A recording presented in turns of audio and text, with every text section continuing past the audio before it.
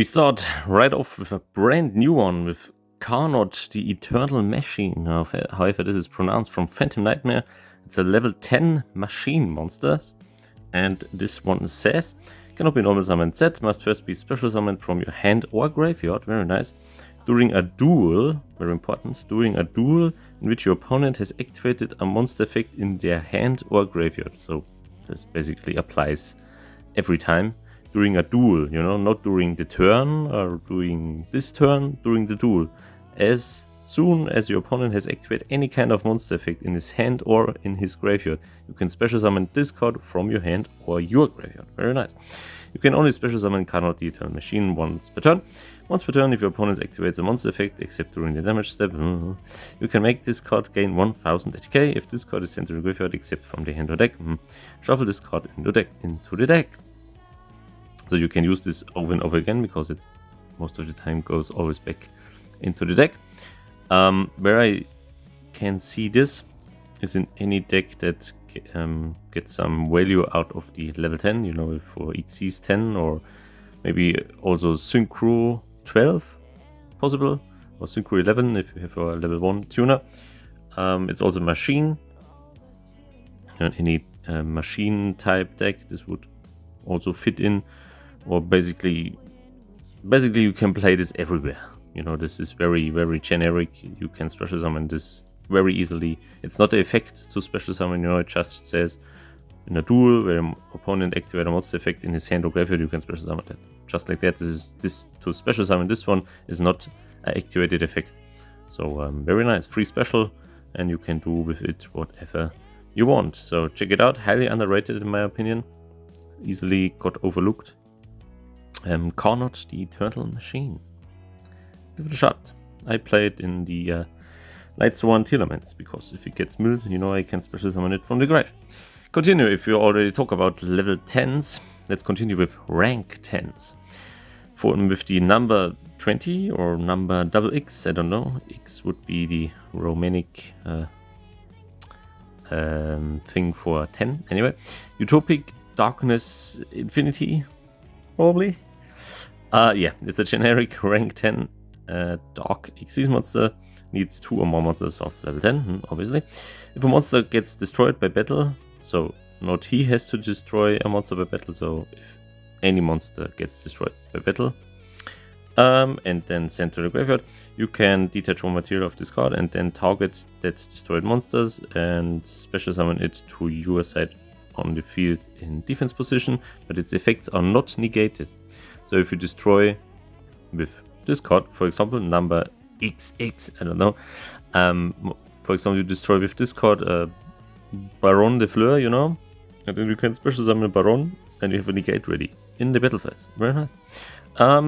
You can target one face-up special summoned monster that you control, and you gain life equal to his basic ATK. And you can use each effect of number XX, Utopic Darkness Infinity, I don't know, only once per turn. So I think it's very powerful.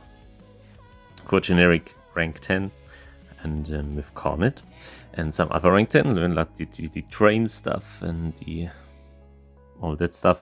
It's pretty easy access to that. Anyway, continue. Not with a monster, with a trap. Yes. I'm not sure about the English translation. I put it in the subtitles below, something with different dimension. Very easy text, very easy effect.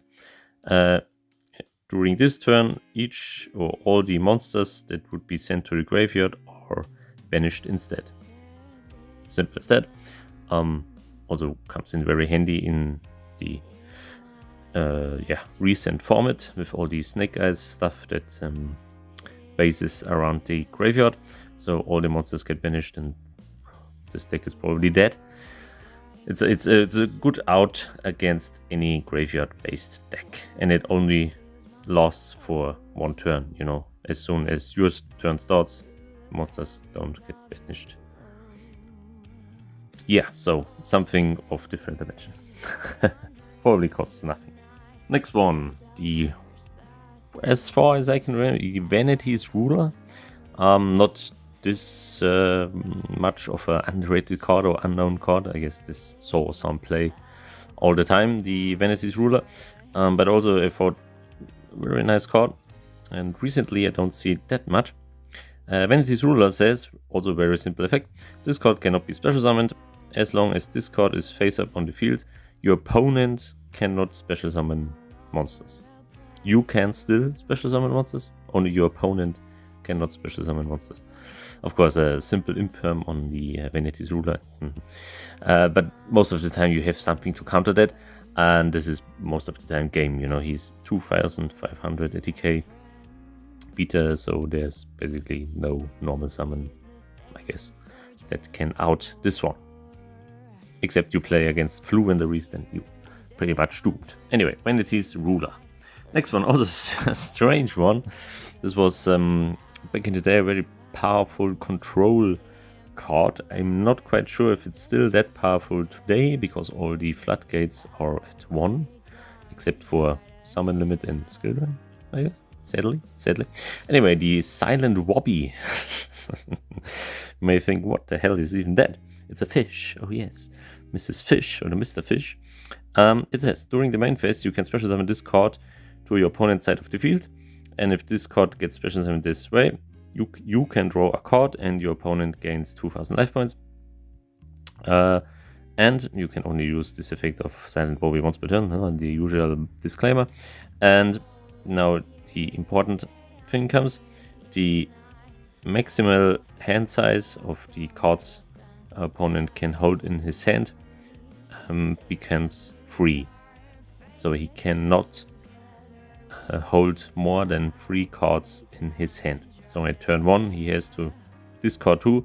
Probably not a good idea nowadays, probably, because a lot is based around the graveyard.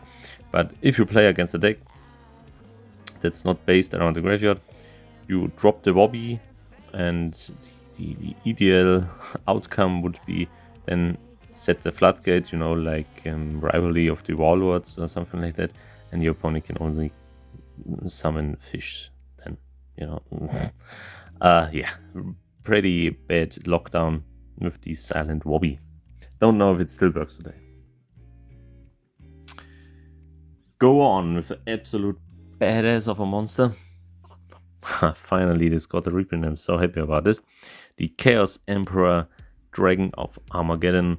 Probably the one of the only pendulum monsters that deserved to be played, you know, except for all the other shit no one likes and it's around because Konami wants to be it around. Anyway, this is probably the only pendulum monster that deserves, you know, to be on the board. Anyway, this has, of course, 2 effects for a pendulum monster. You can, as the pendulum effect, you can pay 1000 life points and then target one of your banished dragon monsters, destroy this card, the Chaos Emperor, and then you can add this banished dragon type monster to your hand, and you can only use this effect once per turn, the usual disclaimer.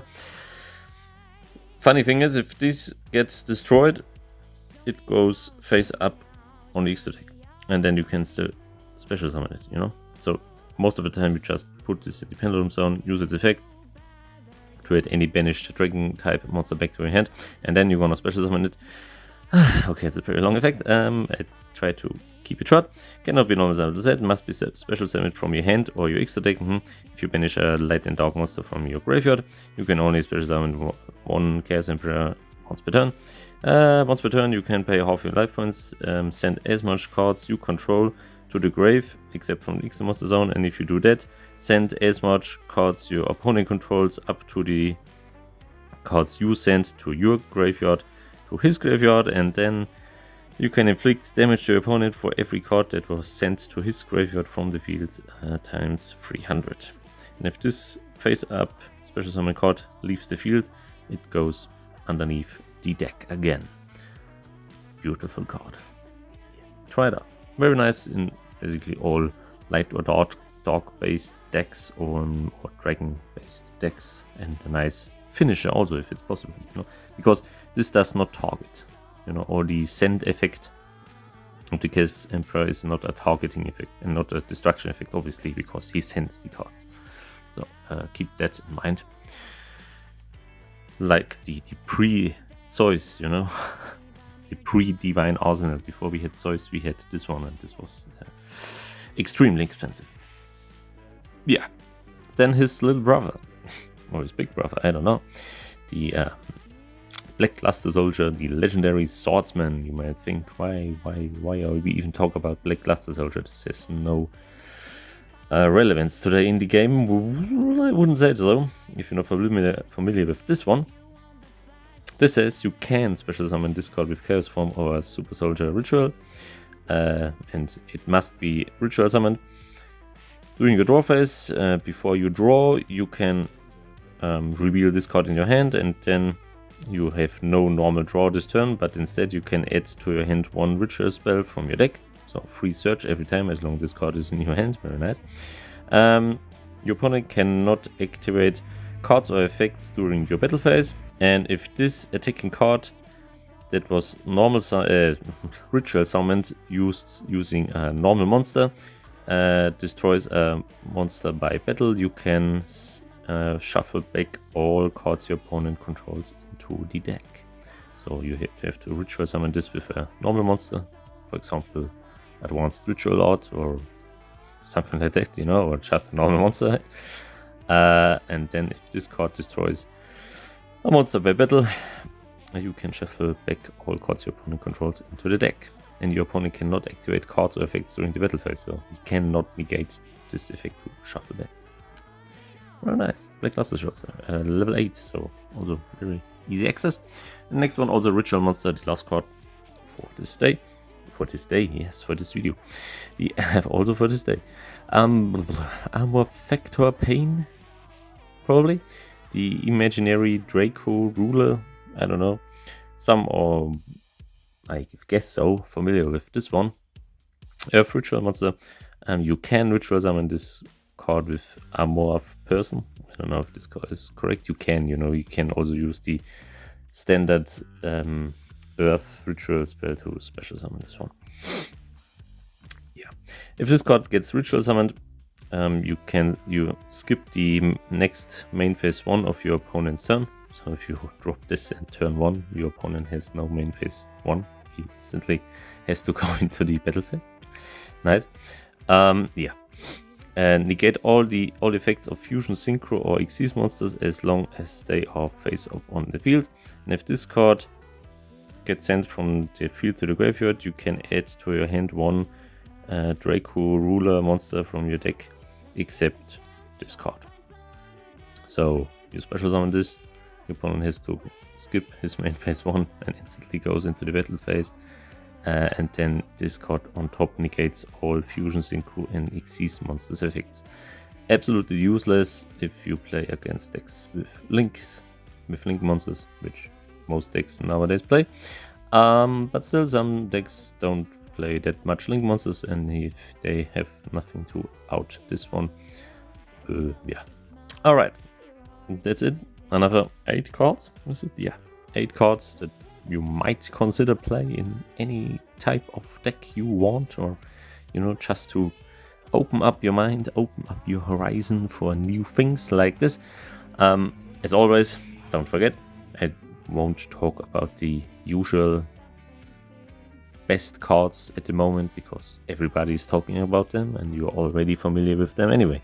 So why should I tell you again? You know, you probably heard that a million times, that the Snake Eyes Fromberg Dragon is very powerful at the moment, or the Promethean Princess is very powerful, or the Emblow Whale, or the Rage Phoenix. You know that. You're not stupid. You know, you in the game. And I don't talk about cards that are talked about all the time, because that's not very, you know, that doesn't make sense to me. Why should I talk about something that everybody knows already?